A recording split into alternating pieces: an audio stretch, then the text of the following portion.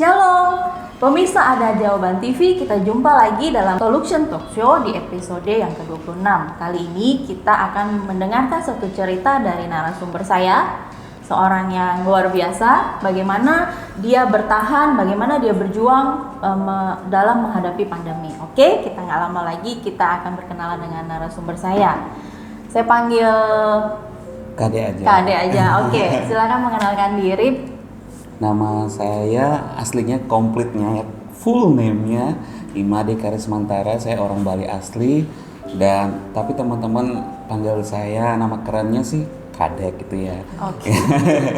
Anaknya berapa, Pak? Anak saya 3. Oke, tampangnya muda tapi anaknya udah 3. Nah, kita akan mendengar, langsung aja kita mendengar ceritanya. Nah, saya mau tanya, saya manggilnya apa nih? Langsung Kadek aja ya. Oke. Bagaimana sebelum pandemi itu Kadek ngapain aja? Apa sih yang sehari-hari dilakukan? Pekerjaannya apa? Kalau sebelum pandemi sih dari dulu memutuskan untuk bekerja sebagai musisi, ya. Sebagai seniman sih. Kalau di tanda penduduknya itu seniman gitu. Tapi seni musik gitu loh. Jadinya khususnya bermain drum. Dan pekerjaan saya setiap hari ya bermain musik, seperti di restoran, di wedding, di tempat-tempat entertain di Pulau Bali ini. Nah, terakhir kan saya dengar kan sebelum pandemi, bahkan pas pandemi ya, itu Kadek kerja di kapal pesiar. Yang kalau kita tahu pasti itu duitnya gede, bener nggak? Nah, itu coba cerita sedikit ngapain sih di sana? Kalau puji Tuhan sebelum kerja di kapal itu saya memang masih tetap bekerja di restoran dan sama tim, bahkan menjadi pengganti setiap band. Pokoknya full lah ya, full music tuh main. Nah, waktu di kapal pesiar juga main musik? Iya, waktu di kapal juga main musik, dan kebetulan ada 2 tawaran. Tawaran pertama itu sebelum pandemi itu sekitar 2017 kalau nggak salah, 2017 akhir, itu ada telepon sekitar jam 2 malam kalau nggak salah. Telepon ada teman ya, ditawarin. Terus akhirnya yang pertama saya nggak ambil, tapi karena kami suami istri punya komitmen untuk bilang bahwa keadaan sebelum saya kerja di kapal kan keadaan masih pasang surut itu, ya, naik turun, pekerjaan di kapal lebih menggiurkan ya. Dan kita punya komitmen berdua untuk mengambil pekerjaan itu dengan kita berdoa dulu, komitmen bagaimana, karena kan tidak mudah untuk pergi ke sana, terus jauh dari keluarga, istri. Dan tawaran kedua itu kami berdoa dan kami tegaskan dengan iman kami bahwa kalau semua ini terjadi, Tuhan kehendaki ada jalan kan, ada jalan keluar. Jadinya yang tawaran kedua itu saya terima gitu. Singkat cerita, akhirnya bekerja. Berapa lama di kapal pesiar nih? Sebenarnya kalau dibilang saya sih masih baru, masih beberapa trip, mungkin masih 3 trip. Tapi pekerjaan di sana berat nggak sih? Maksudnya berapa lama, berapa jam itu bekerja terus udah? Kalau dibilang kontrak kerjanya sekitar 6 sampai 7 pekerjaannya. Bulan. Pekerjaannya. Di sana sehari tuh harus cuma main musik aja. Jadi sebenarnya nggak gitu berat lah ya. Tapi bawa duit pulangnya banyak ya. Nah, oke. Jadi Pak Kadek ini kan dia bermain drum, dia tetap bermusik di kapal pesiar, lalu dia oke lah ya, dengan jam kerja yang sedikit dia bisa mendapatkan lumayan hasil walaupun dia jauh dari keluarga. Nah, setelah Maret 2020 itu kan kita pandemi. Nah, coba cerita singkat sedikit gimana bisa akhirnya nyampe ke Bali lagi. Pasti kan itu perjuangan ya. Di sana Kadek mikirin keluarga mikirin Kadek, lalu belum kondisi corona yang bagaimana gitu. Ceritanya gini, waktu kami satu tim berangkat ke kapal sebelum pandemi, dan pada saat beritanya itu sebenarnya yang lagi hebohnya kan bulan Maret, April itu kan. Tapi sebelum itu kami sudah dapat berita bahwa ada di satu perusahaan yang lain, perusahaan tetangga gitu, ada virus itu, namanya ini corona. Waktu itu udah ada berita mau dipulangkan? Belum saat itu belum, masih melihat ini virus apa? Orang-orang pikir kan cuma flu biasa atau apa, virus apa. Sampai kok bisa ada yang meninggal. Itu kan kita deg-deg juga kan. Wah, akhirnya dari perusahaan memutuskan per tanggal 15 Februari kami udah stop, tidak terima tamu lagi masuk ke kapal, dan kami pun tidak bekerja, bahkan kami bekerja bermain musik menghibur para kru aja gitu. Gitu. Lah dari 15 Februari tadi ya, akhirnya nyampe ke Bali itu kalau sampai ke Bali itu 4 Mei baru lumayan sampai ya. Tapi selama proses dari Februari sampai Mei tanggal 4 itu kami mengalami banyak hal gitu, seperti di karantina. Uji awal coba pertama itu 2 minggu kita karantina seperti biasa, tapi cuma istilahnya social distancing itu. Jadinya kalau saat makan nunggu lama, bisa 1 jam berdiri nunggu, jaraknya itu perjuangan balik lah ya. Tapi puji Tuhan akhirnya nyampe ke Bali. Iya, sampai ke Bali. Yang saya mau tanyakan, waktu sampai ke Bali pastikan itu udah nggak tahu kan rencana-rencana awal semua berantakan, kalau boleh saya ngomong ya gitu kan. Harusnya punya rencana, setelah penghasilan segini mau apa itu kan semua berantakan. Lalu bagaimana cara Kadek dan istri mempunyai rencana atau apa untuk menghadapi masa pandemi yang nggak tahu kapan selesai ini gitu? Waktu itu apa sih yang dipikirin gitu? Kalau yang dipikirin sih sebelumnya sih belum sempat berpikir tentang usaha yang sekarang ini. Karena singkat cerita, maksudnya saya kasih tahu, Kadek ini sekarang usaha lele. Nah, dari waktu balik ke Bali kan Mei ya. Nah, waktu Mei terus sampai akhirnya memutuskan mulai usaha lele itu kapan? Sebelum Mei sudah memikirkan hal itu. Berarti sebelum balik ke Bali itu udah punya pikiran mau usaha lele? Iya. Karena karantina mungkin lebih dari 2 bulan. Dan kita nggak bisa keluar kamar, satu orang. Jadi ada banyak waktu untuk mikirin. Berarti begitu sampai di Bali udah tahu nih, udah tahu mau usaha apa. Nah, bisa ceritain secara singkat memulai usahanya, padahal yang saya tahu tempat terbatas ya. Nah, itu gimana? Kenapa saya memilih budidaya lele? Karena pada saat itu saya berpikir ini mau lockdown. Ini bagaimana caranya? Awalnya sih untuk untuk konsumsi sendiri gitu kan, belajar berbudidaya ikan untuk sendiri gitu. Jadinya pikiran saya adalah kalau lockdown kita bisa sistem barter.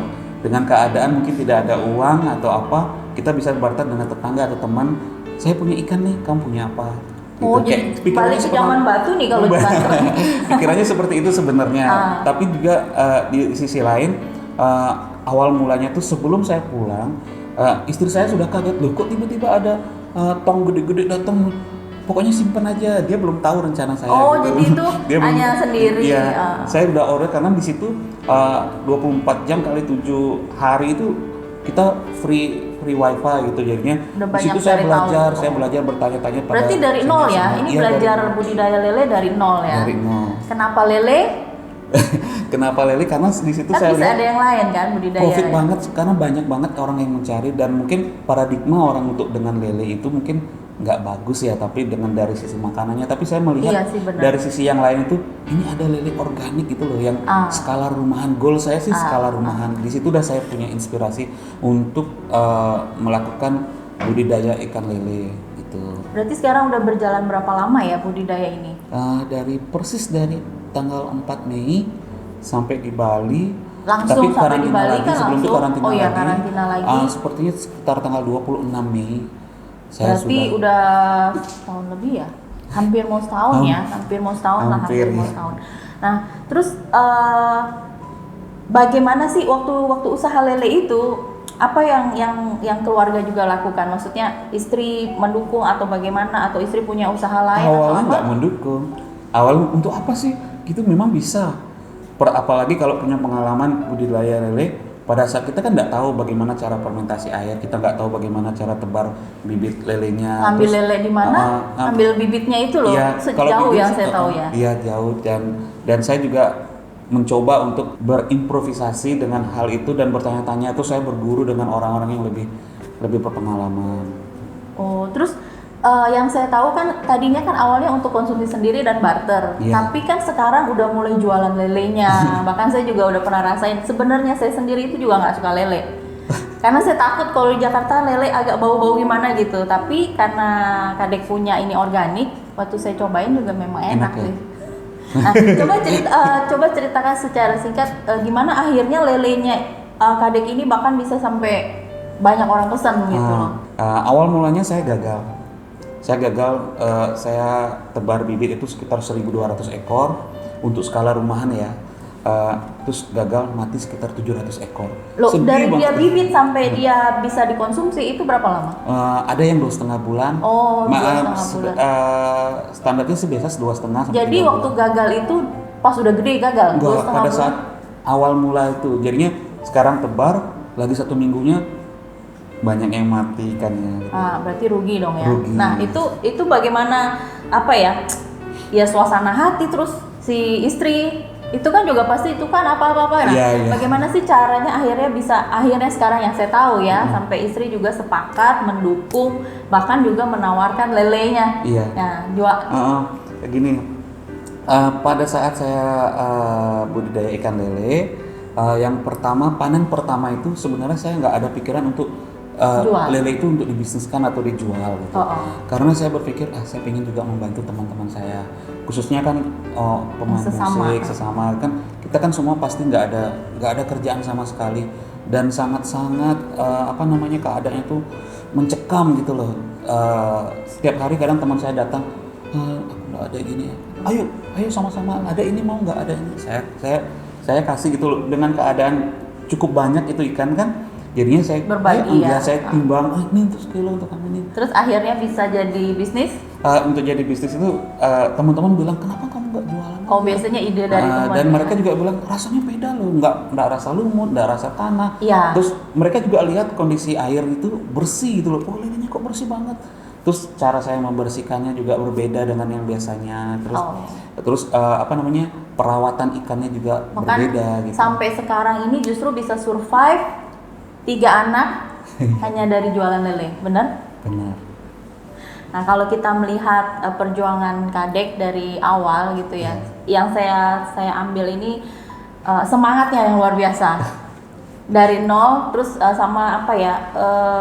sebelum sampai ke Bali sudah bisa memikirkan saya mau ngapain. Jadi udah punya rencana, udah punya target, udah punya sesuatu yang harus dilakukan gitu loh. Nggak diem atau menyesali atau memikirkan kenapa begini kan kadang-kadang kalau pandemi ini banyak orang justru kenapa ya, tapi akhirnya lupa mau ngapain.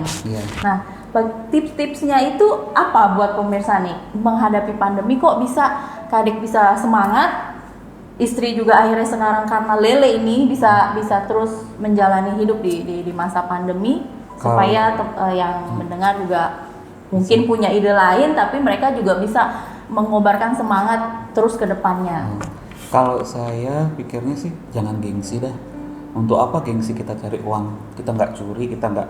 Tapi kan saya percaya kalau apa yang Tuhan berikan selain talenta, saya juga mungkin saya berdoanya gini. Pikirnya tadi drum, pokoknya musik aja tuh bisa nyelempeng sampai ke lele ya. Saya doanya gini, Tuhan kasih saya jalan. Mungkin kalau nggak main musik, saya bisa membuat satu yang perubahan yang lain gitu loh. Karena saya pikir saya nggak mau di zona aman aja terus. Saya pikir juga Tuhan kasih saya pelajaran, kamu nggak butuh zona aman terus. Karena aku nggak bisa membuktikan bahwa aku tuh dahsyat, aku bisa pelihara kamu gitu loh. Di situ saya berdoa, iya Tuhan benar. Jadi ketika akhirnya bisa survive hanya karena lele, jadinya Kadek dan keluarga mikir, iya memang ini semua karena pertolongan Tuhan. Kok bisa sih seorang seniman sampai budidaya lele yang akhirnya tadinya mau makan sendiri, akhirnya malah jadi bisnis yang akhirnya bisa survive hampir setahun ya. Dari lele aja bisa survive. Bahkan dari istri saya juga berpikir, aduh aku takut loh kalau buat sambal nanti rasanya gimana. Oh, nggak pede. Nggak pede akhirnya gitu. Tapi kita pede. coba, enak kok, enak. Akhirnya coba. Berarti pandemi ini potensi-potensi yang terkubur bahkan nggak kepikir itu justru malah memunculkan akhirnya bisa survive. Teman-teman saya juga berpikir, kok kamu mau sih kayak gini, nggak gengsi, nggak malu? Enggak, saya nggak malu. Untuk apa saya malu? Atau juga saya belajar dan niat saya tuh dari hati sebenarnya saya juga ingin membantu, bukan cuma memberikan ikan lele, tapi memberikan pendidikan itu maksudnya di YouTube-nya apa juga yang ada pengalaman ya, saya. budidaya. Ya, Siapa tahu gitu. orang yang mau bisnis lele juga bisa terbantu ya. Ya. Saya tertarik tadi kan Kadek ada ngomong zona nyaman. Ya. Nah, kadang-kadang kita berpikir kita udah sekian tahun di zona nyaman kita. Kalau kayak Kadek kan bermusik sudah nyaman, tapi kita lupa untuk move on ke tempat yang lain. Maksudnya kita punya ide-ide yang lain atau bahkan memberanikan diri mencoba sesuatu yang lain. Nah, kadang-kadang Tuhan membawa kita untuk keluar di zona nyaman supaya seperti yang tadi Kadek bilang, ketika dia keluar dari zona nyaman dan akhirnya melalui lele ini bisa survive di masa pandemi, betapa mereka sekeluarga benar-benar mengerti ini tuh cuma pertolongan Tuhan aja, bukan mengandalkan kekuatan sendiri, karena benar-benar kita keluar dari zona nyaman. Nah, kalau nanti sudah nyaman di lele, kira-kira udah nyaman di lele nih sekarang? Cukup nyaman. Cukup nyaman. Nah, kira-kira untuk kedepannya apa mau terus lele atau bagaimana? Atau drumnya ini ditinggalkan benar-benar sama sekali kah? Kalau bermain drum, main musik itu nggak bisa ditinggalin. Udah mendarah daging ya? Iya, karena saat kita lagi boring, contoh kita masak atau kita lagi pelihara atau apa, bekerja pun pasti ada boringnya, pasti ada bosannya. Iya. Dan musik itu membuat saya lebih rileks, lebih enjoy dengan bekerja gitu, dengan pekerjaan saya punya sekarang. Wow, di pembicaraan kali ini saya sendiri aja terberkati dengan semua yang Kadek sudah ceritakan. Lalu boleh saya tahu rencana kedepannya ini apa? Rencana ke depan dari usaha bisnis lele ini buka cabang? Kalau buka cabang sih belum ya. Tapi mimpi saya adalah saya ingin punya lahan yang lebih luas. Karena saya sudah cukup mengerti bagaimana berbudidaya dari bibit, dari sampai hingga panen dan kita bisa konsumsi dan menjualnya. Mimpi saya rindu banget punya lahan yang besar, kolam terpal yang gede, terus nggak habis-habisnya itu ya. Untuk awal berarti mungkin 50.000 ekor itu cukup bagus untuk saya gitu. Dan keadaan di saat seperti ini, bisnis ikan lele ini cukup membantu saya. Terus sekeluarga kami juga bisa bertahan, dan masa pandemi ini kita butuh bertahan. Tapi tidak lupa untuk kita tetap berserah kepada Tuhan, biar Tuhan pertemukan jalan-jalan yang terbaik yang Tuhan sudah siapkan gitu. Keluar dari zona nyaman, kita berjalan bersama Tuhan. Terus kedua yang saya rindukan itu pandemi ini cepat berlalu dan musik berjalan. Begitu ya. Musik berjalan, daily tetap berjalan dan saya nggak tahu rencana Tuhan apa untuk saya ke depan, tapi saya tahu Tuhan punya rencana yang lebih besar. Amin. Dari doa saya itu kalau Tuhan buat mujizat tidak akan pernah setengah-setengah menurut saya, dan saya berdoa begitu. Yang saya tahu Tuhan tuh begitu, mau lakukan mujizat tidak pernah setengah-setengah dan Dia akan lakukan sampai akhir. Wow, tanpa terasa udah mau selesai pembicaraan kita, waktunya nih. Dari yang saya tangkap, saya diberkati oleh sharing Kadek hari ini adalah orang yang bersemangat dapat menanggung penderitaannya. Jangan terpuruk, tetap bersemangat, jangan takut keluar dari zona nyaman karena Tuhan di situ selalu bekerja. Sampai jumpa lagi di Solution Talk Show episode berikutnya. Tuhan Yesus memberkati.